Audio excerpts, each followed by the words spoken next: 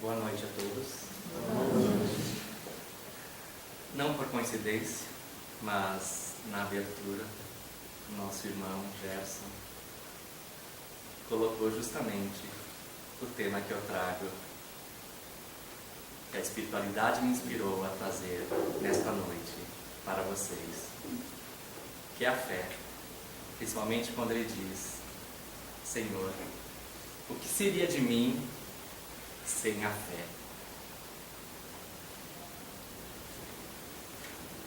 E eu trago para vocês nessa noite o poder da fé, que está no capítulo 19 do Evangelho segundo o Espiritismo, descrito no Evangelho de Mateus, no capítulo 17, denominado como a fé transporta as montanhas. O poder da fé. Quando Jesus veio até o povo, um homem se aproximou dele, lançou-se de joelho e lhe implorou, dizendo: Senhor, tende piedade do meu filho, que está lunático. Uma hora se atira na água, uma hora se atira no fogo. Eu já o apresentei aos vossos discípulos e eles não o puderam curar. O que é o lunático? Que se atira no fogo, ora se atira na água. Alguém que infelizmente não tem domínio de si. E quando ele relata a Jesus que seus discípulos não puderam curar, Jesus expressa-se, dizendo: Ó raça incrédula, até quando eu estarei com vós? Até quando vós sofrereis?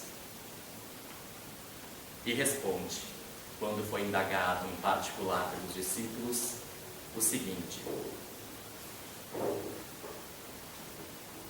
vocês não o curaram porque não tiveram fé.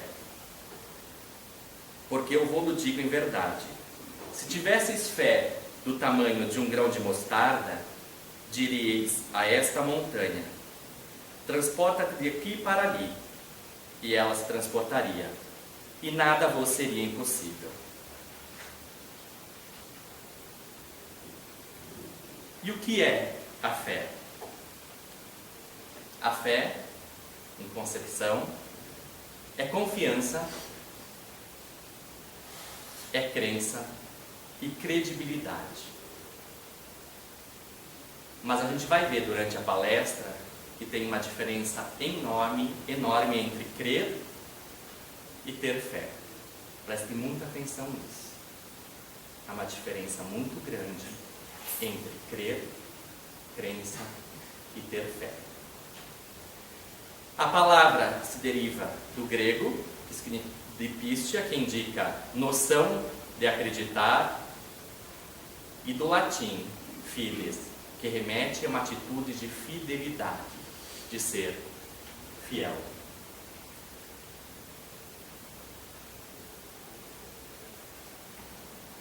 E do livro da onde eu tirei a explanação desta noite, Evangelho segundo o Espiritismo, o capítulo 19. Quando Jesus fala que se nós tivéssemos a fé do tamanho de um grão de mostarda, nós conseguiríamos remover uma montanha do lugar, ele fala deste pequeno grão. Foi a primeira vez que eu fui pesquisar o que era um grão de mostarda, porque até então mostarda para mim era um cremezinho que a gente põe lá no sanduíche. E para que a gente possa fazer comparações, a explanação da noite vai trazer algumas colocações de Allan Kardec, o codificador da doutrina espírita. Também trarei algumas colocações de alguns espíritos iluminados e do nosso exemplo e modelo, Jesus Cristo. O que diz Kardec neste capítulo? Que neste caso, se referindo à fé, ela é um sentido moral. Ela é uma condição de elevação da alma. E que as montanhas que a fé transporta não são morros ou montanhas físicas propriamente ditas. São aquelas montanhas que têm correlações com as nossas más paixões. Aquelas tendências que nós, espíritos, ainda em evolução, carregamos dentro de nós. As dificuldades, as resistências, as má vontades, os preconceitos de rotina, com cor, raça, condição sexual, condição social e religiosa. Interesse material, isso prova o quanto somos pouco evoluídos, apegados à matéria. O egoísmo, que é uma das grandes chagas da sociedade.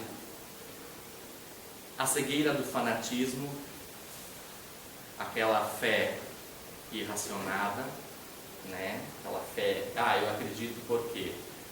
Porque eu estudei assim, porque aonde eu frequentava me falaram que era assim, e eu compro esta informação sem questionar.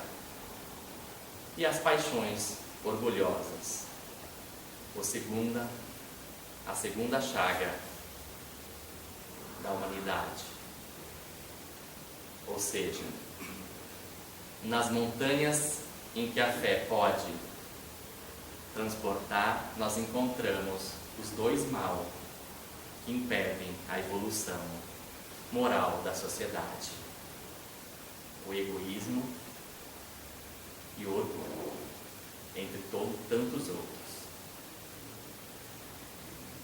Kardec continua diferenciando uma fé robusta, uma fé forte, consistente, de uma fé vacilante, daquela fé que oscila de acordo com os degraus de dificuldade que eu venho encontrar na minha caminhada. E ele fala que a fé robusta é uma fé perseverante, é uma fé que não desanima, que não desiste. É uma fé que tem energia, que não se cansa e que tem todos os recursos para que nós possamos vencer os obstáculos dos quais o nosso percurso por aqui tenha como destino. E a fé vacilante dá ao indivíduo a incerteza, a hesitação. Ele duvida, ora ele acredita,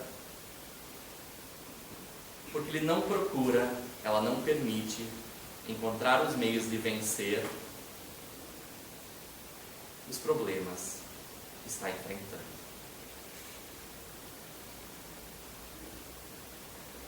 E continua ele: a fé se diz da confiança que se tem no cumprimento de uma coisa. Ou seja, eu estou passando por um problema, eu tenho fé que aquilo vai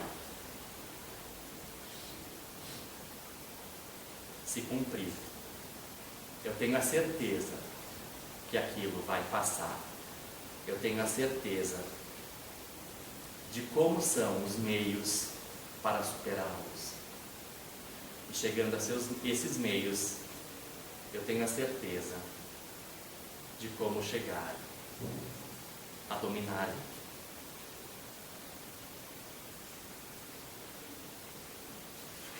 E fala também que uma fé sincera e verdadeira, ela é sempre calma. E daí a gente entra naquela conotação. Como anda a nossa fé? Como anda a fé da sociedade onde a gente vive? Haja visto que os problemas de ansiedade, de depressão, estão vindo como uma máquina avassaladora sobre a população.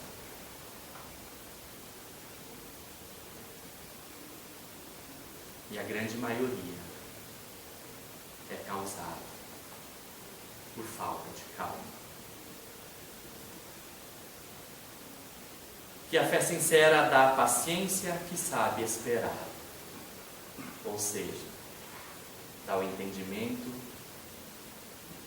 a compreensão de saber que para tudo existe um tempo. E esse tempo, às vezes, não é o tempo nosso.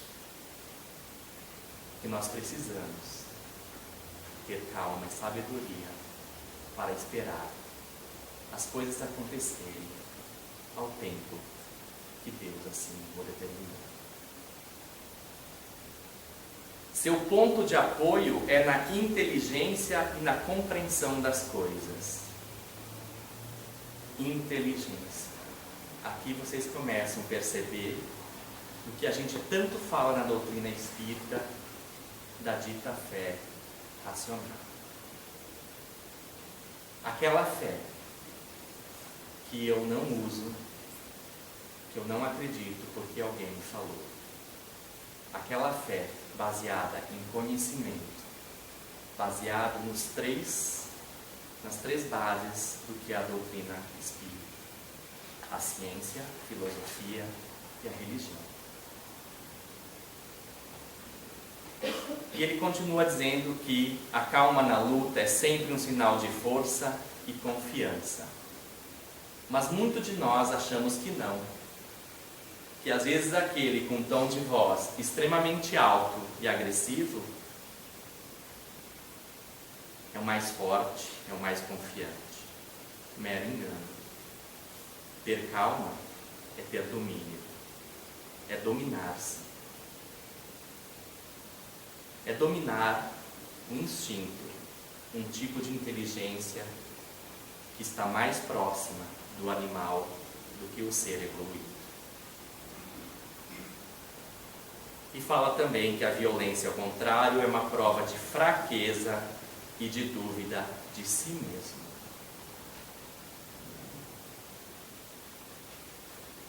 Ele também pede para que a gente não confunda a fé com presunção.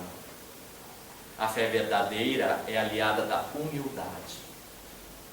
Quem é humilde reconhece que há um Criador e que esse Criador é onipotente, é único, soberano, imutável. A pessoa coloca a sua confiança em Deus mais do que a si mesma. Sabe que não pode nada sem Ele. Diferente daquele orgulhoso, aquele que vive a presunção, que tem menos fé e mais orgulho. Volta aqui uma das grandes chagas do mal da evolução da humanidade, o orgulho. Que cedo ou tarde será castigado pelas decepções e pelos fracassos que lhe são infligidos. Cedo ou tarde será castigado. Deus castiga?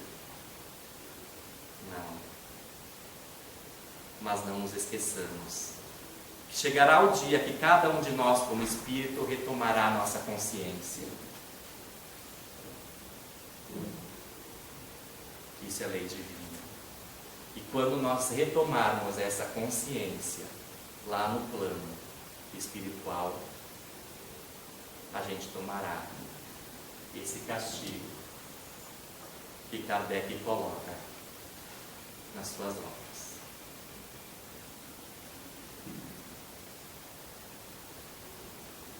Continuando ainda com Allan Kardec. E qual é o poder da fé? O que a fé é capaz de fazer? A aplicação direta e especial na ação magnética, por ela, o homem age sobre o fluido, agente universal. O que é esse fluido? Esse fluido vem de um mesmo lugar, de uma mesma origem, e habita dentro de cada um de nós.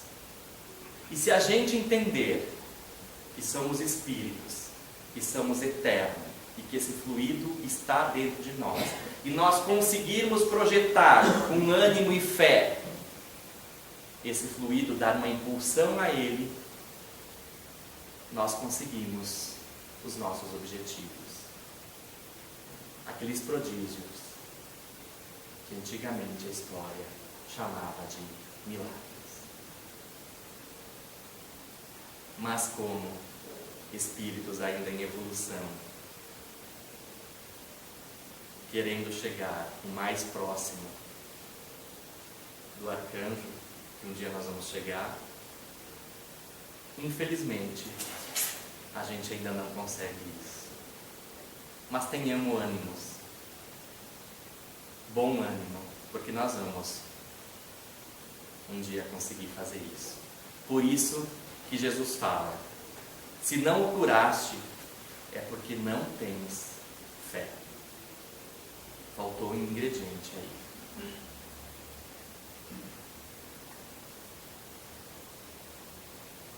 E a gente confunde muito fé com religião. E daí vem aquela questão que a gente divide, né? Allan Kardec fala da fé raciocinada, ou a fé cega. A fé cega não examina nada, absolutamente nada. Aceita o falso como verdadeiro. Dia desses, eu me deslocava para casa e eu tenho um hábito assim meio esquisito, que é ficar ouvindo a voz do Brasil. E o Supremo Tribunal Federal deu um ganho de causa para um senhor do Rio Grande do Sul, de uma determinada religião, porque esse senhor, soro positivo, tomava suas medicações, mantia sua carga viral indetectável, não contaminava ninguém por conta disso, que é o objetivo principal de quem toma essa medicação. E o líder, orientador da religião dele, sugeriu que em nome da fé ele parasse de tomar o remédio. E a fé cega dele assim o fez. Ele parou de tomar o remédio, a carga viral dele subiu, ele contaminou a esposa dele porque ele saiu da área de carga viral indetectável e caiu na doença, não sendo mais um portador, um soro positivo, e sim um aidético.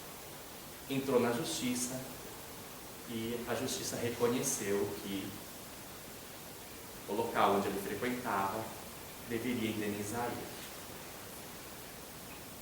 Meramente porque ele se baseou numa fé religiosa não raciocinada e sim cega.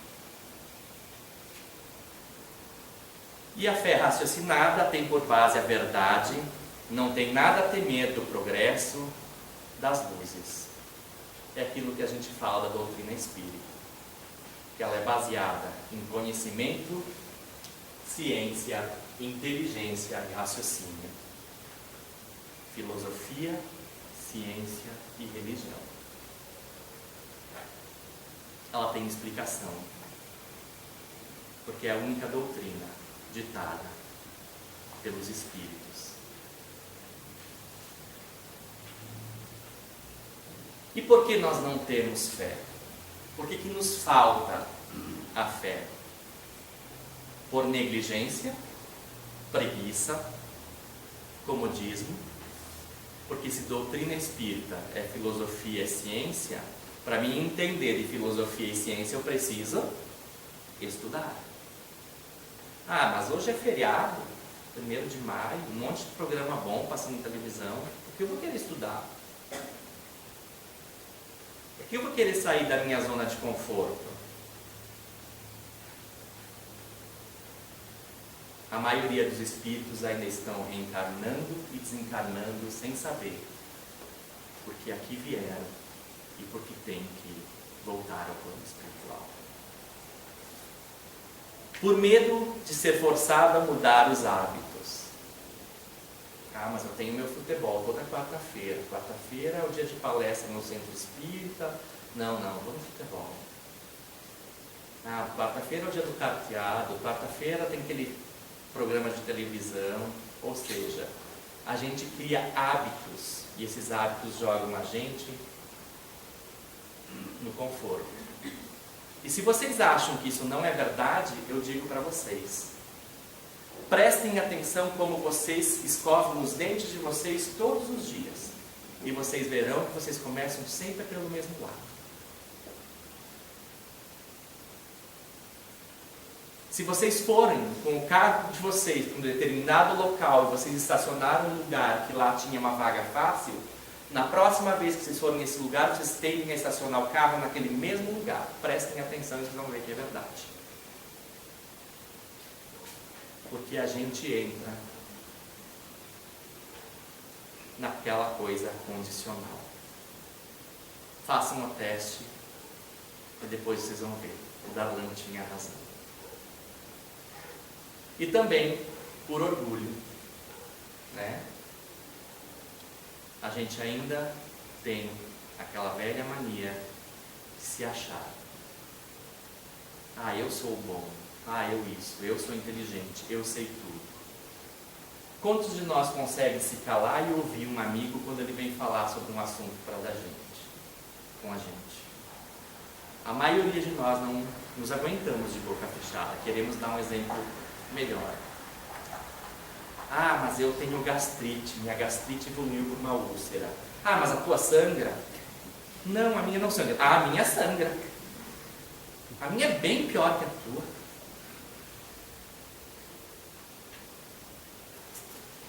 É mais ou menos assim.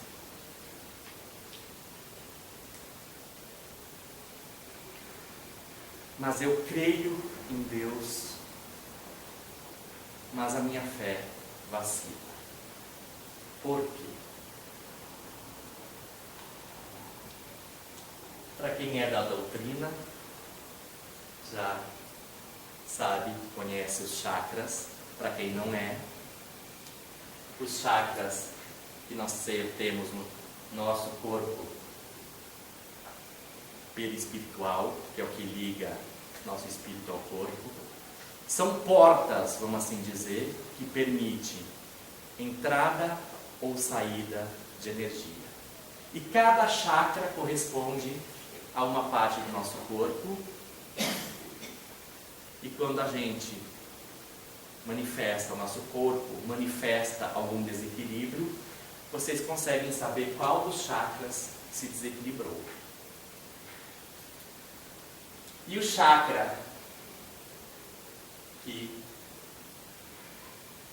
corresponde em acreditar em Deus é o chakra cardíaco. E o chakra que corresponde a ter fé é o chakra do plexo solar ou gástrico. Eles estão em chakras diferentes. Por isso que às vezes a gente conhece aquela pessoa que é extremamente religiosa e que diante de um problema se descabela, perde o equilíbrio. É justamente porque há um desalinhamento do equilíbrio dos dois chakras. Não quer dizer que ela não crê em Deus. Ela crê. Mas o chakra do sentimento está desequilibrado, está abaixo, vibrando baixo. Por isso que às vezes na sala de passe, a gente senta, recebe o passe, recebe aquela energia, e muitos saem de lá com a sensação, como eu saí bem? Porque nesta hora, você recebe uma carga de energia e equilibra os chakras do corpo espiritual.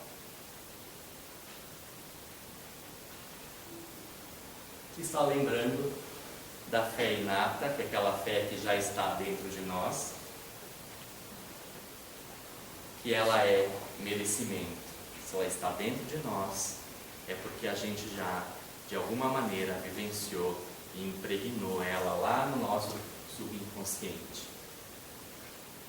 Ah, mas índio não tem fé inata. Será que não tem?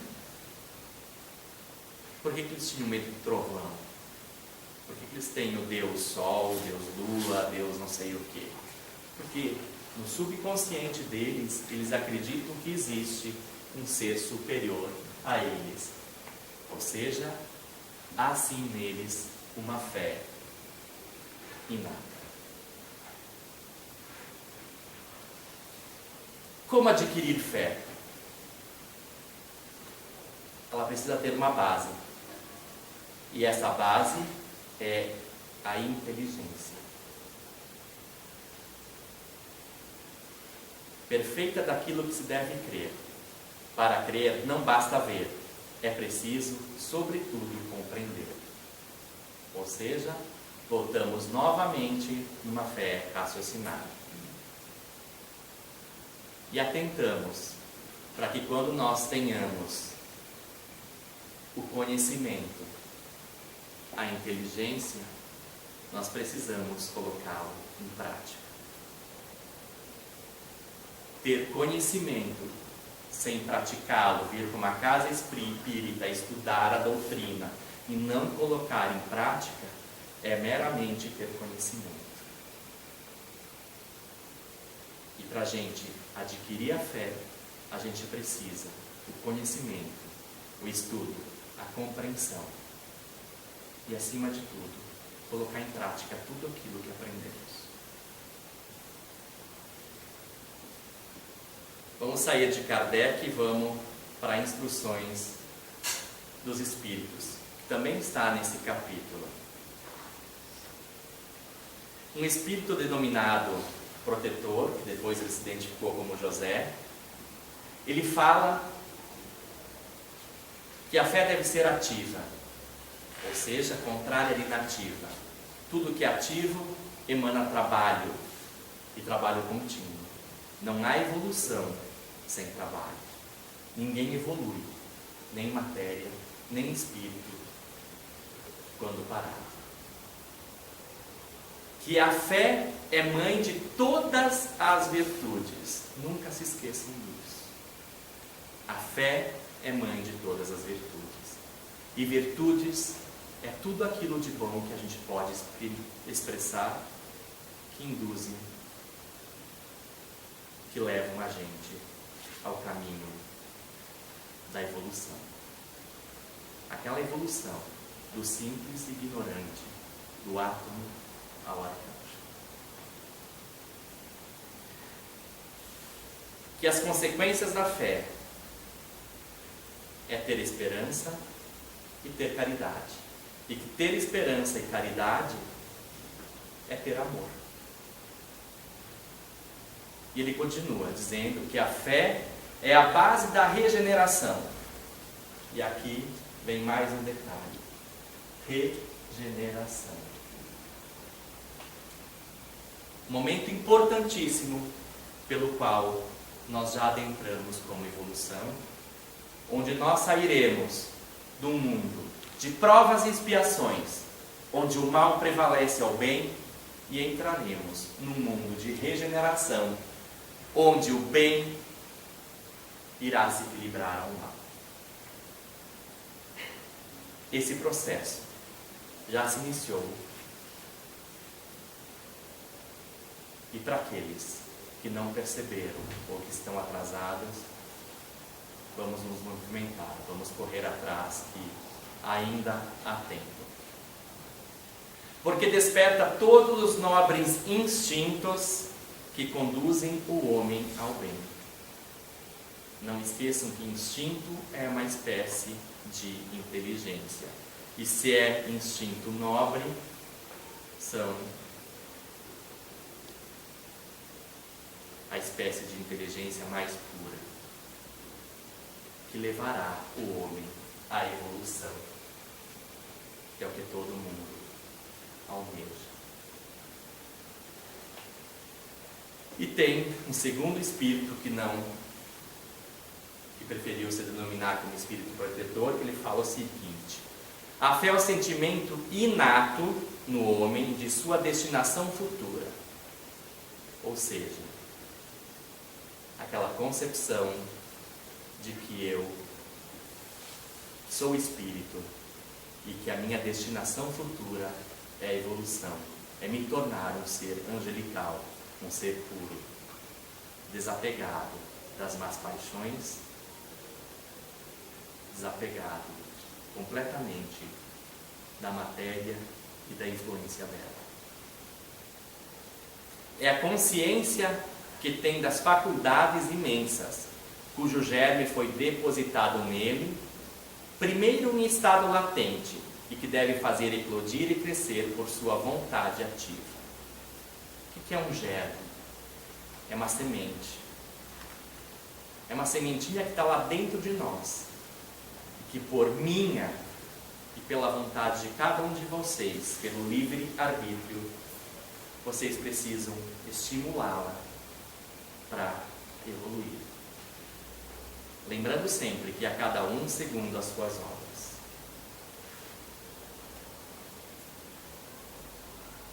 E vamos falar do nosso exemplo e modelo Jesus Cristo.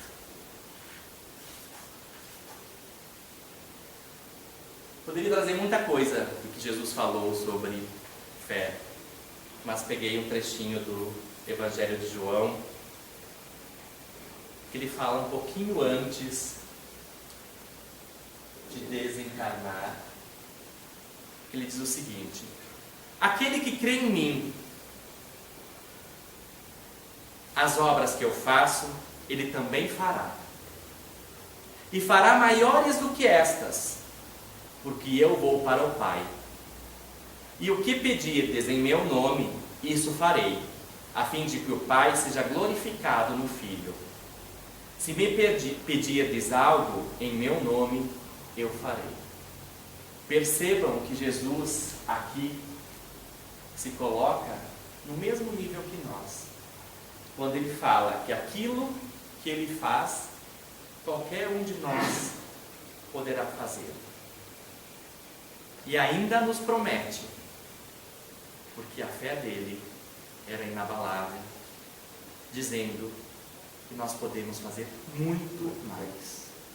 Nós podemos impulsionar aquele fluido que está dentro de nós com esta fé e fazer o que os antigos chamavam de prodígios e milagres. E o que pedirdes em meu nome, isso farei. Mas eu pedi para ganhar na Mega e não ganhei. Faltou fé? Sim. Mas não para ganhar na Mega. Faltou fé para deixar de se apegar às coisas materiais da terra. Onde a traça e a ferrugem, a tudo consome.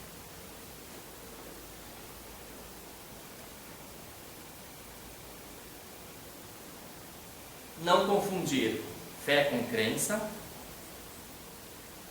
Crença é algo humano, porque eu posso, assim como já fiz, eu acreditei numa determinada religião, hoje eu não acredito mais, por isso que eu estou na doutrina espírita. Eu acreditei em determinado político, hoje eu não acredito mais. Porque a gente precisa entender que fé é estar comprometido, é estar mergulhado, é estar completamente envolvido nela. E para que vocês entendam a diferença entre estar comprometido e estar envolvido, eu vou dar um exemplo bem de dia a dia. Numa omelete apenas de ovos e bacon, a galinha está envolvida, o porco está comprometido. Ela bota o ovo e tchau. O porco não. Para ele estar naquela omelete, ele se comprometeu. E alguns exemplos de estar comprometido e estar envolvido. Poderia falar de Abraão, quando pediram para ele largar a terra, e ele assim o fez. Mas vou falar dela, Maria, a mãe de Jesus, pelo menos quando esteve aqui. Quem é mãe aqui sabe o que é ser mãe. Quem aqui está, que é mãe, sabe o que é estar comprometido. Porque ela viveu este momento mágico. Mas ela também viveu este momento. Porque para ela, doeu. Quando João olhou e lhe disse: Mãe dolorosa, teu filho foi condenado à crucificação. Ele tomou da sua cruz e se direciona ao Calvário. Se quer se despedir dele por mais uma vez, tome um caminho que chegue à estrada principal e terás a oportunidade de vê-lo ainda com vida. E com o coração em pedaço, assim ela fez, e encontrou o sangue do seu filho pelo caminho, e reconheceu. E mesmo assim, ela prosseguiu, sem se abalar, até o momento em que as Escrituras falam: vós tereis uma espada atravessando a sua alma. Vamos falar dele, que sabia que iria ser traído, que sabia que sofreria a paixão, e que ao término da Santa Ceia se dirige ao monte e pede ao Pai: afasta de mim esse cálice.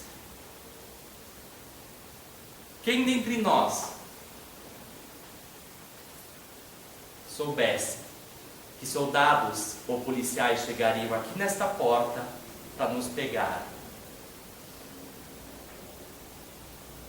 e nos matar, fazer desencarnar, ficaríamos aqui sentadinhos esperando o término dessa palestra. Eu sempre falo que eu não entro em avião ou deixo de viajar de medo, de pânico que o avião caia. Quem dirá se eu soubesse que o avião de fato iria cair? Vocês acham que eu entraria? Não. Vocês acham que eu teria esse semblante, essa paciência? Não.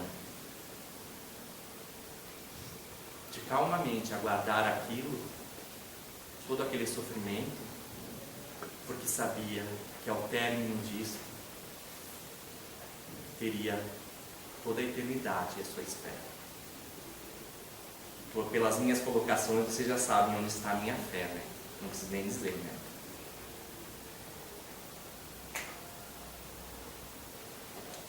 Vamos falar dos companheiros de Jesus, que daí vocês vão entender a diferença entre ter fé e crença. Que como humanos, como espíritos reencarnados em evolução, até o momento em que Jesus proferiu milagres, eles estavam aí do lado de Jesus. Mas quando Jesus foi preso e condenado, até Pedro, aonde Jesus dormiu os 3 últimos anos de seu reencarne, jantou nesse período, simplesmente o abandonaram. Eis a diferença entre se envolver e se comprometer. E é lógico que eu não ia deixar de falar de Chico.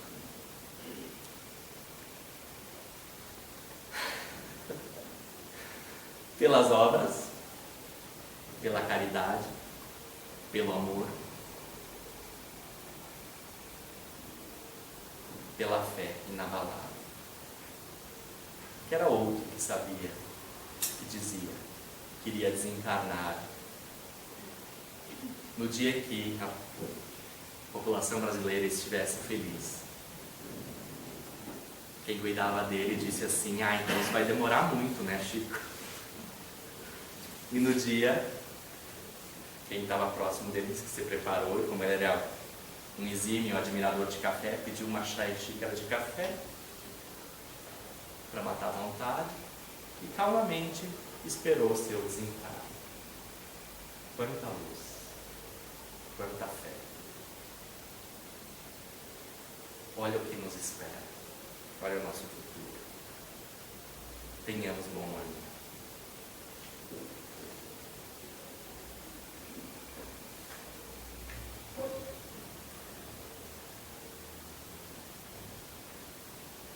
Nem toda a curva da vida tem uma placa de aviso. E nem sempre que você perde é de fato um prejuízo. O meu e o seu caminho não são muito diferentes. Tem espinho, pedras, buracos, para modo de atrasar a gente. Tantas vezes parece que é o fim, mas na verdade é só um recomeço. Afinal, para poder se levantar, é preciso sofrer algum tropeço. É a vida insistindo em nos cobrar uma conta difícil de pagar, quase sempre por ter um alto preço. Acredite no poder da palavra desistir. Desistir. Tire o D, coloque o R, que você vai ter resistir. É uma pequena mudança que traz esperança e faz a gente seguir. Continue sendo forte. Tenha fé no Criador e tenha fé em você mesma. Não tenha medo da dor. Siga sempre a caminhada, pois a cruz mais pesada, o nosso modelo e exemplo, Jesus Cristo, carregou. Muito obrigado.